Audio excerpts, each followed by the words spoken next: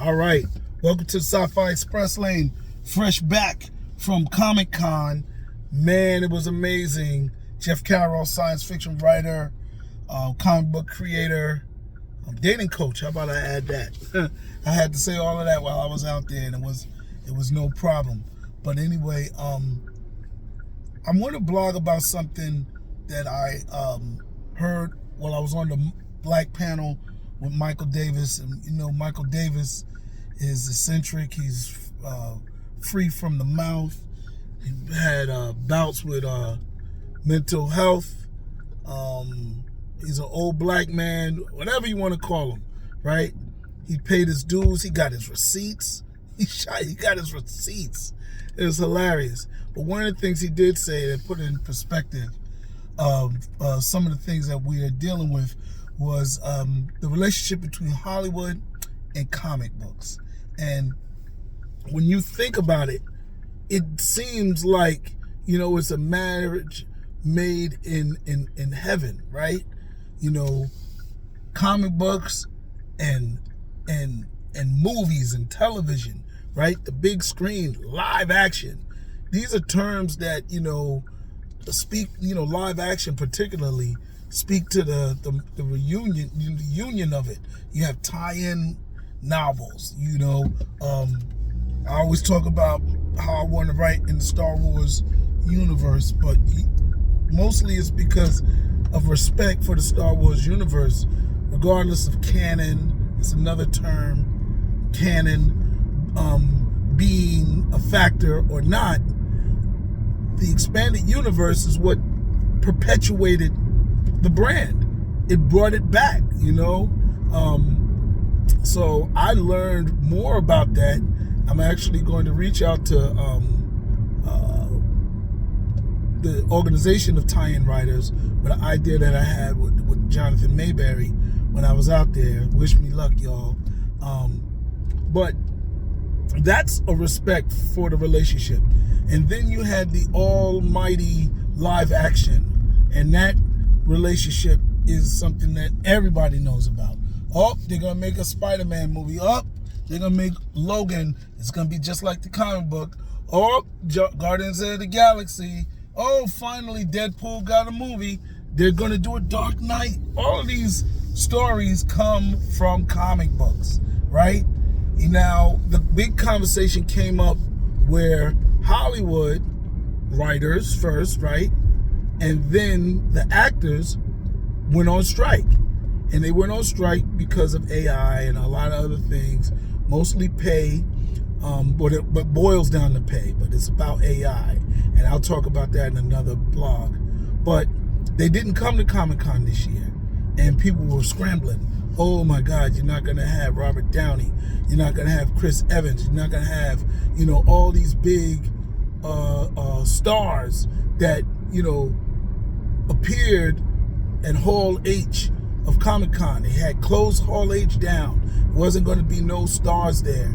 You know, and even with Comic-Cons around the country, you know, you have it becoming almost a fan expo. People are forgetting about the comic book stores, the comic book bin divers. You know what I'm saying? It started to becoming just the entertainment event. You know, remember when they had that Twilight tour where it was so big at comic conventions that they set up their own tour and it was just Twilight stuff? That was crazy, right? But that's the way they made it seem like Comic-Con would be. Once they take the stars away, it wouldn't be there. Well, it stripped it down to its core. And its core, it's comic books. Core, it's comic books that are still hot and popping. Comic books that come out with more stories than movies come out with. When you think about the union, yeah, you think, oh, comic books benefit from, you know, winning the lottery and having some Hollywood execs pick their story to make it into a movie. Well, I started this organization in this event called Florida LitCon because I already understood the relationship between comics, books, and film, right?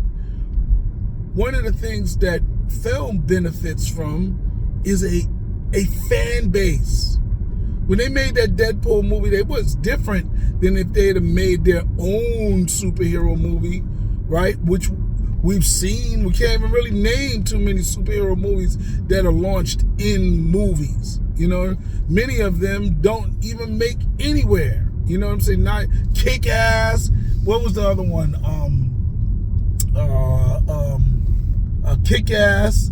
And the one with Angelina Jolie, where they bent the bullet, not assassins, but all of these superhero movies, all of these brands that we see existing now that are dominating are 90% coming from comic books and books, and they benefit from that so well. That's why Marvel has their own studio. You understand? So to act like it's just benefiting comic books are still around. There's comic books that's selling out that don't have television and film options yet. Just like books. There's books that are out there that don't have television and film options. But, you know, one of the benefits of getting a comic book or a film book is that you already know the story resonates. The story has appeal. It's going to hit. You understand? That's something that in the film industry, because it is the most expensive to make. You know, the most expensive comic book, come on, $20,000? Really? That's it. You're not spending more than $20,000 to make, and that's paying cover illustrators like $1,000, you know, $2,000. Most expensive cover illustrator, you know, paying, you know, $300-400 per page. You know, 25-page book, right? If you're paying $800 a page, that's a lot, you know, and there's nobody paying that. There's nobody paying that, you know. So $20,000, that's a low budget B movie. You understand? And comic books last and go up in value. You know, films don't do that. They get their one shot and they go down in value. After the film comes out, then you start bidding for it on cable, then you get the DVD, and then you get streaming. And now some of them are just going straight to streaming. And that's kind of why the actors are upset. But that's what happens.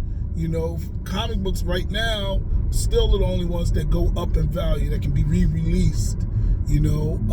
And still, you know, you take our first issue Incredible Hulk, it probably was 25 cents. Now you re-release it, you gotta pay no more artwork. You re-release it and sell $6. Only thing that went up was the printing cost. So that's one way to look at it, right? That's a really amazing way to look at it, because people haven't thought about it. Michael Davis brought in, what is the television and film market? You know, what is the television film market? Well, I went to NAPTY, and he mentioned NAPTY, the one, the National Association for Professional Television Producers, right? Or something like that, all right? It used to meet every other year. 1 year in Miami on South Beach, and another year in Orlando. And I went to both locations. Fortunately, I live here in Miami. And Michael Davis was right. Yo, film and television is heavily intertwined with porn. And it's so heavily intertwined with porn that even when you go see the NBC and film exhibit tables or areas, right? They'll have some overly sexualized woman promoting, you know, and attracting you to it. When you go to a comic book convention, you just see the writer. You don't see, you know, some voluptuous Wonder Woman standing up there saying, "Come to the table." You know, that all of that sexualization is on the page, and that's it. It doesn't really translate towards, you know, they've almost bred that out. Now, is there fanboys with exaggerated women? Yes, in comic books and manga, but that's not upplayed at Comic-Con, at least not at Comic-Con, I wonder if there's an exotic comic convention, right? Because there's certainly adult comics, but I don't even know if the market is big enough for them to have a reach to their fans. I know there's adult stores, there's Pornhub. I don't know if there's the equivalent of that in comic books, and that's really a striking thing. I remember when I went to NAPTY, I was like, damn, look at this chick. I wanted her to star in one of my movies, but she was so voluptuous. She had fake breasts, you know what I'm saying? She had really weird proportioned body, especially when I thought about it. You know, she was a nice young lady. I talked to her. I was trying to get distribution for my movie Gold Digger Killer, and I was like, man, you know, Shatara is a regular, natural, beautiful woman, you know, and I wanted to have other women in the sequel that were overly voluptuous, because I wanted to, you know, when you see the sequel, you'll see where I'm going with it, and I needed somebody like that. But yo, it's crazy, and I never thought about that until Michael Davis talked about it. And there's a clip, you know, when I put the black panel up, where he talked about Hugh Hefner wanting to come into comic books, and they wouldn't let him, right? They didn't let the porn dude come through, and he ended up throwing an after party, you know, and it was so Hollywood that Stan Lee, who's like the poster child for comic books, wasn't even recognized and wasn't even allowed to get in, you know. And that's how porn television is. They threw a party, you know, one of these television producers, one of these people from the television film world, Hugh Hefner might not be a major player, but, you know, over time, he's been involved in it. And he certainly is involved in the porn industry. And he certainly throws parties at television and film events, the NAPTY, right? We always hear about the casting couch. There's no casting couch in comic books. There's no casting couch. And that's real. We got to claim that. As much as you say there is what do you call it? Sexist, sexualized woman images in the characters, in the illustrations. Yeah, we can't deny that. But when it comes to the actual events, Comic-Con is children friendly. You're not going to run into those things, not at the Comic-Con event. You know, you might have to buy a particular book to find that stuff, but you're not going to find that at the Comic-Con event. So I don't know where, you know, I would just say this. Comic-Con without the film people was a beautiful event. It was very grounding because you felt that it went back to its base. You know what I'm saying? And that's what it is, you know. It's comic books, you know, as much as it is a beautiful thing when they do get live action. And believe me, I love Into the Spider-Verse, you know. Comic books was where it starts from. They can't take them for granted. You can't say, oh, because the stars are not there, there's nothing going to happen. Where do you think these stories are going to come from? I'm reading Blade Runner, and Blade Runner is amazing. You're not going to see all of those stories in Blade Runner. Shout out to the writers that I just met. I think it's Manny and Mike. Yo, they doing an awesome job. And then David Walker is a phenomenal writer who probably even said he's frustrated. But he's doing some amazing work on Planet of the Apes. Planet of the Apes. And both of those brands were good in film, no doubt. I like the Blade Runners, but I like the comic books better.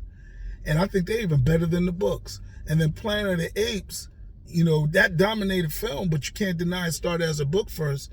And then you can't deny that it's still doing well as a comic book.